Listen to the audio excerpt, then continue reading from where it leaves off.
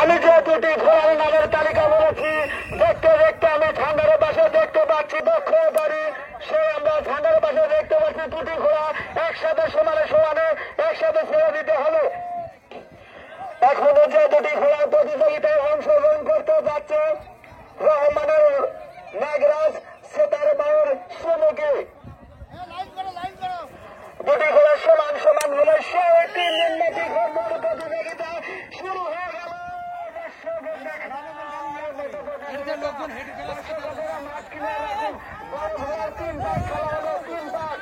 খেলা চলছে, দর্শক দেখুন, দেখার মতো দুদিন ব্যাপী ফুটবল প্রতিযোগিতায় আগে দ্বিতীয় দিন সেই প্রতিযোগিতা শুরু হয়ে গেল। 3 ভাগ খেলা হবে, 3 ভাগ খেলা হবে। কমিটির সিদ্ধান্ত, চূড়ান্ত সিদ্ধান্ত, ক গ্রুপের 3 ভাগ খেলা, ক গ্রুপের 3 ভাগ, ক গ্রুপের 3 ভাগ খেলা। সুজুকি এবং নাগরাজের মধ্যে সেই চলছে তুমি মায়ের ডবল চাবুক, চলছে সেই খেলা। দেখুন, দেখার মতো প্রতিযোগিতা। দর্শক পূর্বের সাইডে কোনো পুরুষ মানুষ থাকবেন না, আমাদের মা বোনেরদের দেখার সুযোগ করে দেন। আপনি আমাদের মঞ্চে এসে নামের তালিকা দিয়ে দেবেন।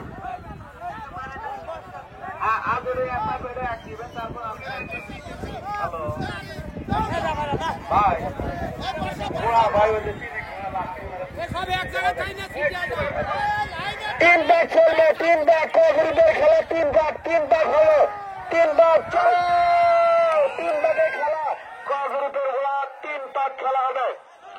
কোন দর্শক মাঠের ভিতরে থাকবেন না, মাঠের ভিতরে লোকজন থাকলে তাহলে উপরে চলে আসেন। আপনাদের বিশেষভাবে মেলা পক্ষ থেকে দাওয়াত করা হয়েছে, আপনারা মেহমান মানুষ, আপনারা টেবিলের উপরে চলে আসেন।